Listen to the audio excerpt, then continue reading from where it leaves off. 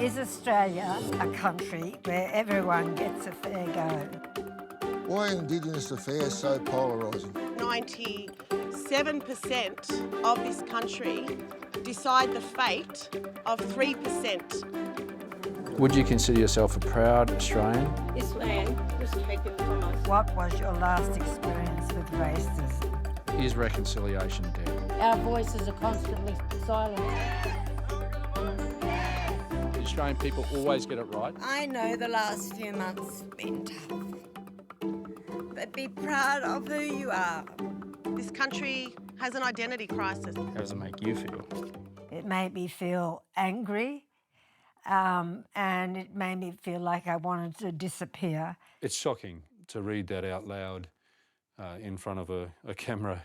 Am I worth anything to this random person walking across the street? How you going, brother? The most divisive referendum that our nation's ever experienced. We're colourblind. We just get on with the job. So they don't feel like they're true Australians. Every poll, every bookmaker, every fella that had any idea knew that it was heading for a train wreck. Is like white ants eating through the fabric of what this nation could and should be. Vote is only to recognise us in the Constitution.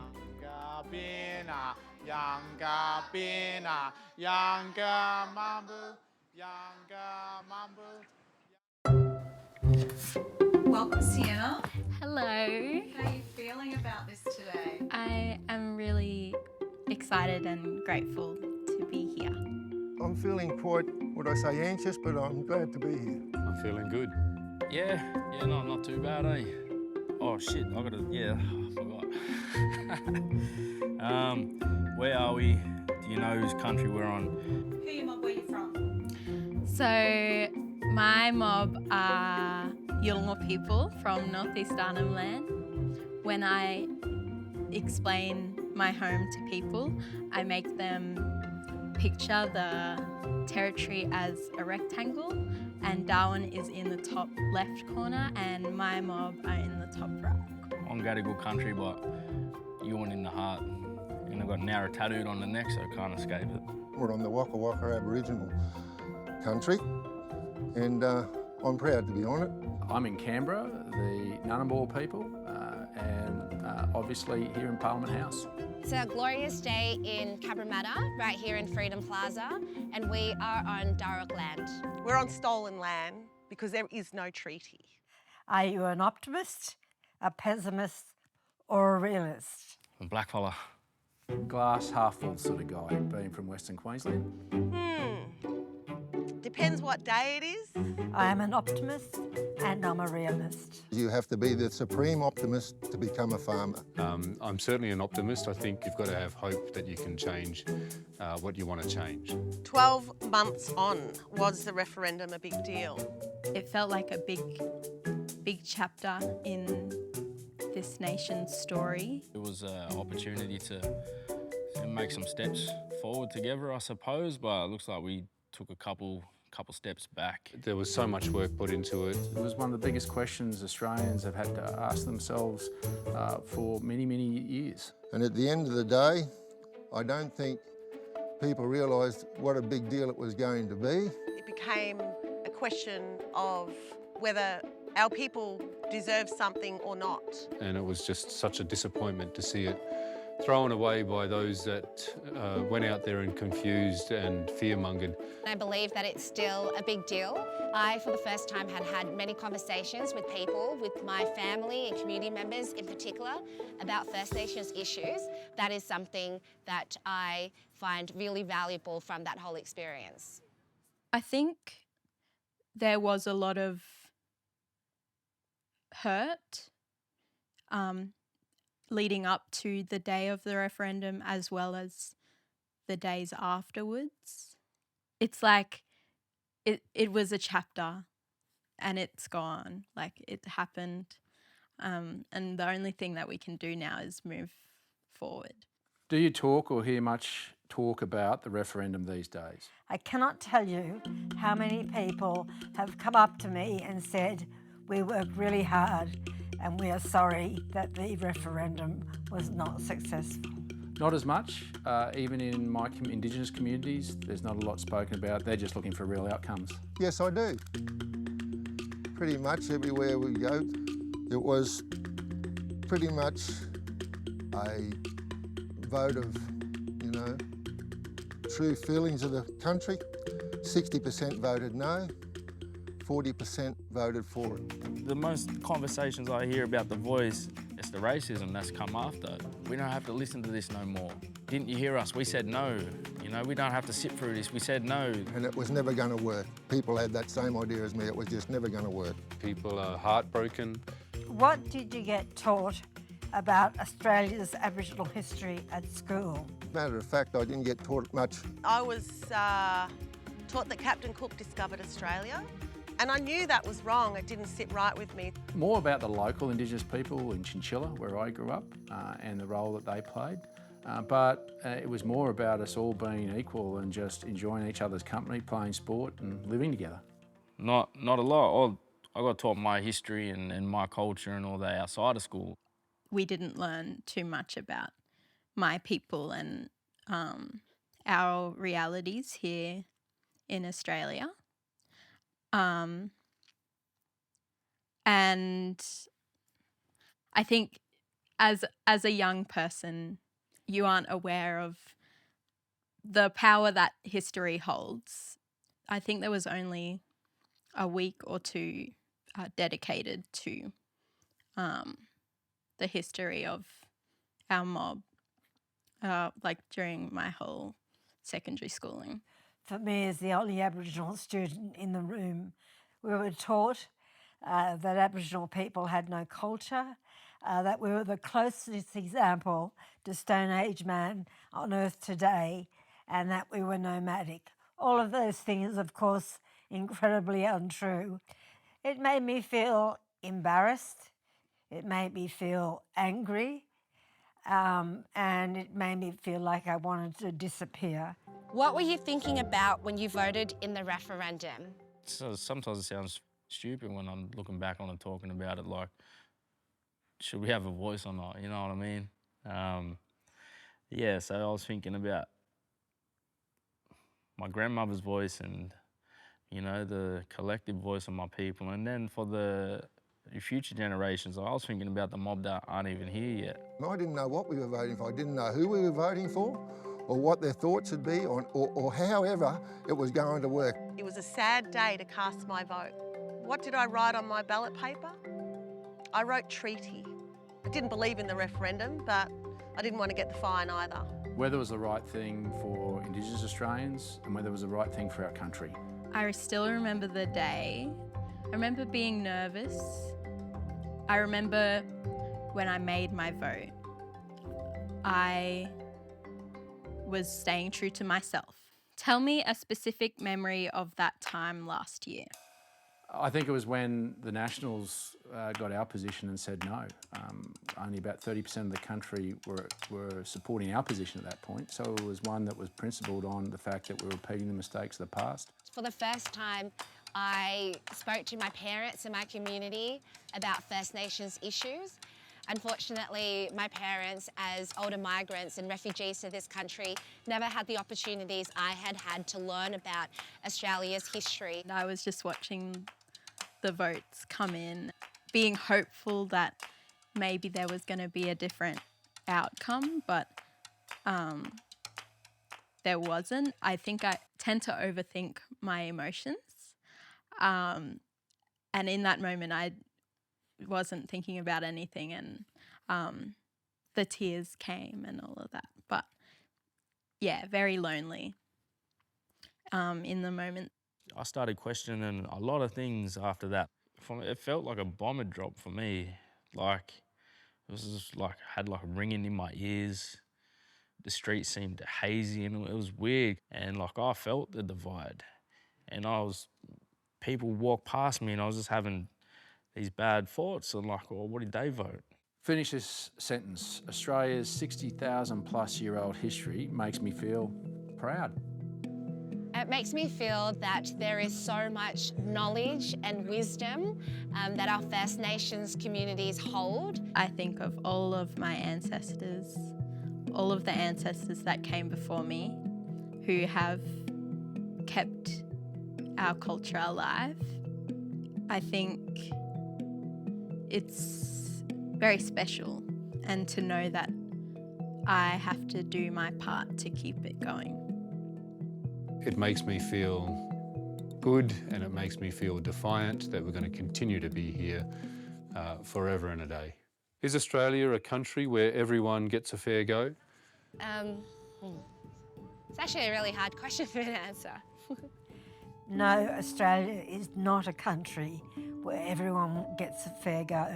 Australia is a land of fair go. There's no two ways about that. Everyone can get a fair go. Black, white or brindle, you can have a crack, and if you want to have a fair dinkum red hot go, you can succeed in Australia, without a doubt. There's no fair go for blackfellas in this country.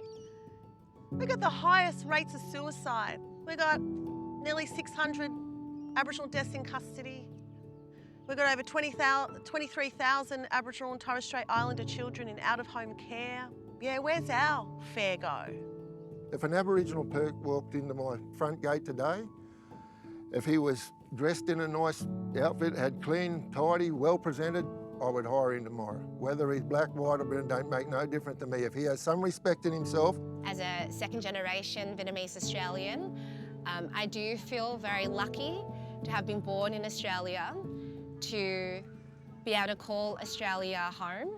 Whilst we are very fortunate to live in a country like Australia, I think there's still room for improvement so that we can achieve true equality. One of the great things about the referendum is that there was a discussion about the life outcomes for Indigenous people, and I think a lot more people understand that now than they did. And I think it's really difficult, particularly for people living in the city, to even imagine what it's like in some remote communities where you can't even have clean drinking water. I know that there's people out there that think we get everything and we've got just as much opportunity as everybody else. That's not true.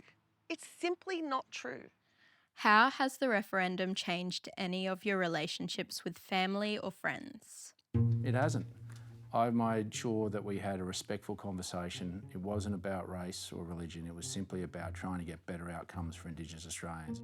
I'll never turn on my people, especially my own blood, my own family. Like, I had close family who voted no. Like, I'm real close family who voted no. Don't look at them any different. I still love them the same. I respect them. I respect their choice. We're all on the same page here. We could not see any advantage of putting a voice to Parliament in Canberra. Simple as that.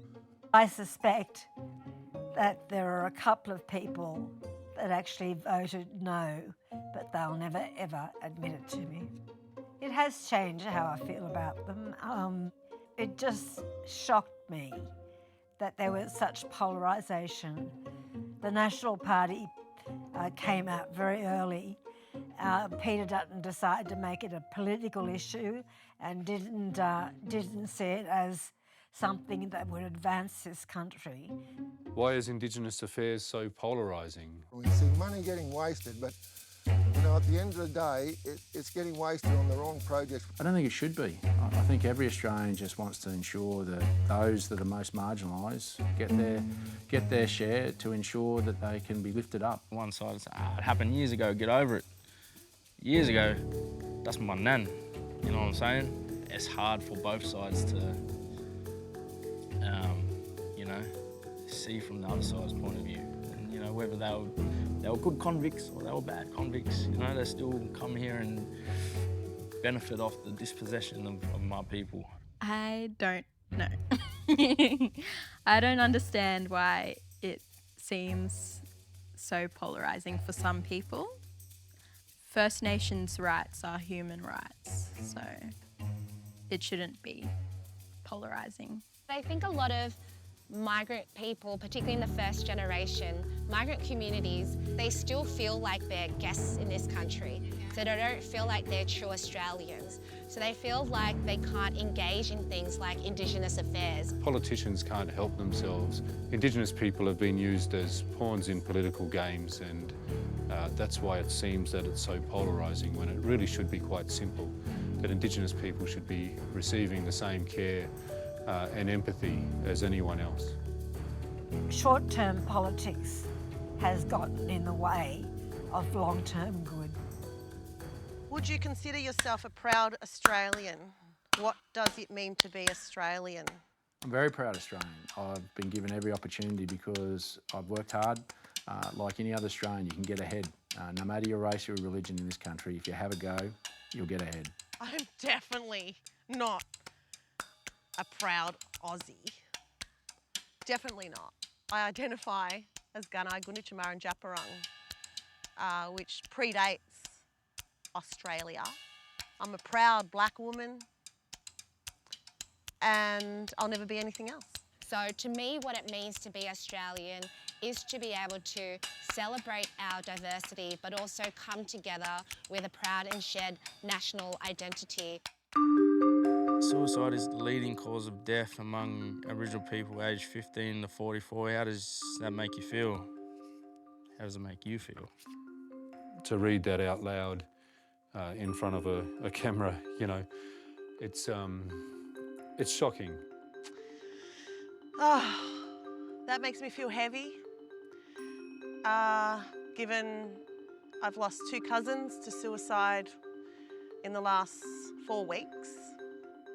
It's something that we should be ashamed of as Australians. It doesn't say anything about those Aboriginal people. It says everything about the trauma that we carry, the poor policies over a very long period of time, the prejudice and the racism that they experience, and the continuing failure of this country to see Indigenous people as people that deserve respect and a say about the decisions that are made about them. It makes me feel obviously sad. Sometimes it makes you feel powerless. And there would not be one Aboriginal family in this country has not been touched in some way by this issue. It makes me feel terribly sad, but it makes me feel terribly sad to say any sort of suicide. We're losing an Australian farmer pretty much every day of the week to suicide, but at the end of the day, there's always help, and never be so proud to ask for help. Yeah, not good at all. Like I'm reading this question right now and like I think about it, like it's like I feel the pain. You know what I mean? That this poor little fella here, he couldn't see the light, couldn't see a way out. Whether you're young, old, and black or white, I think this here one, this is one we can all feel, you know? That's something I try to say a lot these days is like, you go to the dark, but you can always turn the light on. So, you know, turn that light on, then be that light for other people, so.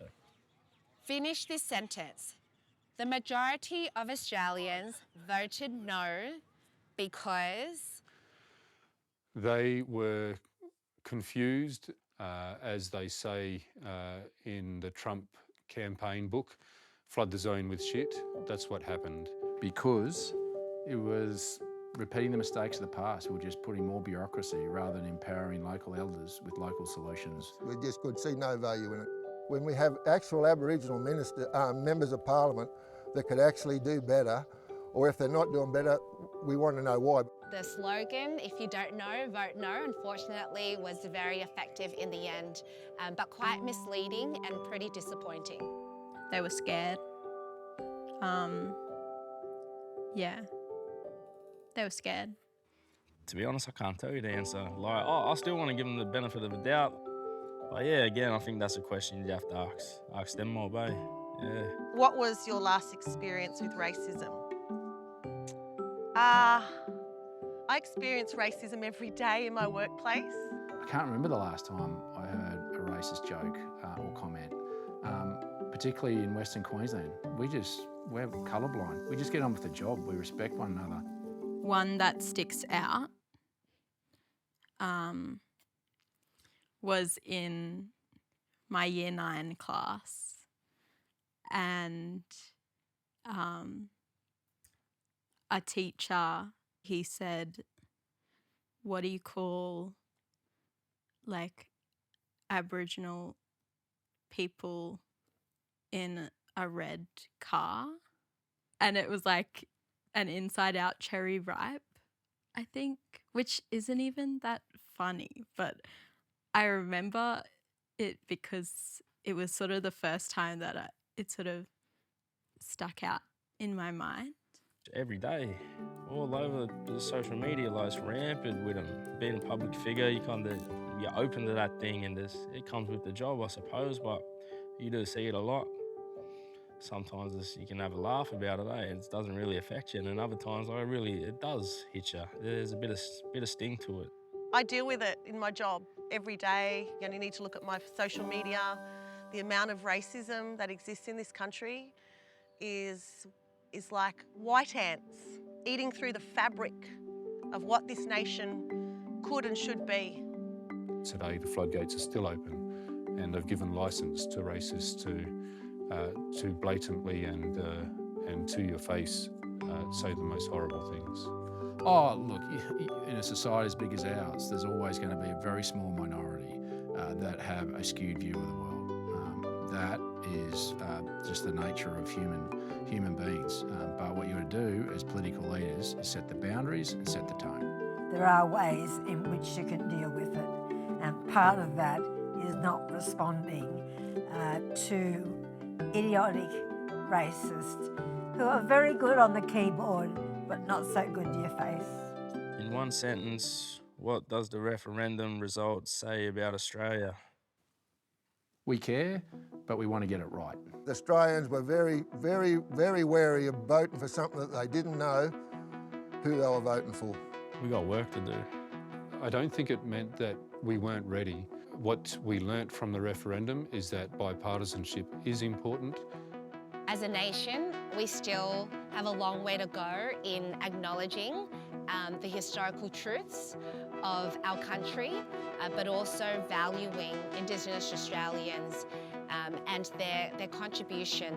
This has definitely changed the way that I think about Australia. I'm usually very hopeful, but I feel like this has opened up my eyes to the reality of what we are faced with. Social media and disinformation is a great challenge. Honesty in politics is a great challenge. I can remember the emotions I felt on the day, and it made me want to push even harder, work even harder to make this place better for the younger generations coming through. So, is reconciliation dead? Not at all. I think it'd be like a zombie or be revived, but I don't think it's dead. I think there's colour blindness in this country, particularly where I live, in those remote parts, where we couldn't care about your colour, your race, your religion, your sexuality. You just get on the job. If you're prepared to contribute, then you're respected. And I think that's what Australia's about, and I don't think there is reconciliation needed, because I reckon we're there. Was it alive? Don't know. Was it an idea, or it was a concept? We need truth-telling and healing, and that is what will take us to treaty. I don't know why people are afraid of the truth. There's nothing to be afraid of. We tell our children to tell the truth. First Nation sovereignty has never been ceded in Australia. How do you feel about that statement? Thinking about that statement, whose country is it? Well, I think it's all our country. This country is all of ours, and it'll only be great if we use it together and come together to ensure that we get the best out of it.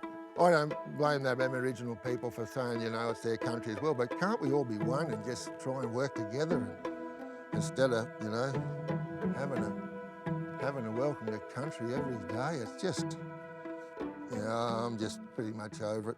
When I think about this statement, I think it's really important that we do acknowledge our very violent history of this country and how this country had come about. Sovereignty has never been ceded, and that, in my view, is a very, very important truth about Australia. And despite 233 years of very difficult policies and histories, we are still here and practicing as First Peoples in this country. Isn't there only two ways to acquire land? Is through treaty or through war, isn't it? So, you tell me what happened. whose country is it? You all know this. You know, this is our land. You know, it always was and always will be. Simple. It's Aboriginal and Torres Strait Islander land. It always was and always will be. And we share that today with the shared sovereignty that we all have in this country. But the great problem is that our sovereignty is not being recognised, and that's what needs to change. Finish this sentence. 12 months on from the referendum, I feel... What I do feel most about it is that we wasted $450 million on a vote that we never needed to have. It was clear that Aboriginal people wanted it. It's birthed a generation of young Indigenous leaders, and like I say, 6.5 million Australians walked with us, and constitutional recognition has not gone away just because the referendum was unsuccessful. That we still have a long way towards justice and recognition, but I still feel hopeful that we will achieve it and be able to weave the three distinct stories of First Nations Australia, European settlement, and also our recent multicultural Australian story into one shared national identity as Australians that we can all be proud of. I feel we need to do more. We need to do more to make sure those disadvantaged Indigenous Australians, particularly in rural and remote areas, get the services they need. And the only ones that can help us do that are the elders, not the bureaucrats here in Canberra. Tired. It's a lot of work. They just continue to cry about losing the voice referendum, which we need to get over that because our people are still dying. I feel just the same as I did before the referendum. I had no intention of voting for it, and when it failed, I just kept going on. I feel hope. And I feel hope because I've had time to think about what the referendum means. I've had time to speak to my elders and be reminded that every time we're told no about equal wages or land rights or the right to vote, we turn those no's into a yeses. And I feel like we can keep moving forward because we don't have any other choice than to keep moving forward. That's how we roll. Like, I've always been a stubborn little black kid from Nowra, so, you know, telling me no is probably the worst thing you can do because I'm going to figure out a way around it. So I made a promise to myself that I'm going to do everything I can to make it better, so, yeah, I feel ready. That's what I feel. What's your background and how does that inform your view of the world? The Wiradjuri Nation is a strong and proud and a very, very active nation. The experiences I've had in life, the things I've done in life, the people I've met also are important in terms of informing my view. I was born and raised in my community, you know, with my family. I know exactly who I am, exactly where I fit. How I act and conduct myself is informed from that place. And I grew up in a little town called Chinchilla in Western Queensland. My shaping of the world has been a colourblind one where anyone that has a go is respected and anyone who gives back to their community is revered. Became a wolfie when I was 17 and got a pretty quick political education about standing up for your rights and unity. I care about justice. I care about making sure that everybody is seen and recognised and appreciated. I'm a Yolngu woman. I was grown up around love, grown up around family, and knowing that what you have, you give to others. So this has formed the way that I see the world. I'm a second generation Vietnamese Australian, and my parents were refugees from Vietnam. We're 5 generations of farmers. Simple as that. Going back to 1912, we've been here making food and fibre for the country. I grew up in the biggest activist family in Victoria, and I've been mentored by my old people and people on the front line all my life. And Nowra just, you know, it's named after the black cockatoo, and You know, he was the white cockatoo once upon a time and he flew through fire. And he come out the other side, the black cockatoo, which is like he come out with scars, you know? Like, them scars, they carried lessons. That's a wrap. How do you think you did? That's it. That's me. That was cool. I'll leave it up to you how I went. There you go. Reconciliation right there. I raved on enough. Feels like a resolution to the year that has been. Yeah, look, I don't know, like, probably went a little heavy there, eh? I wasn't expecting to go to those places, but yeah, we'll see what the comment section do. Catch us there.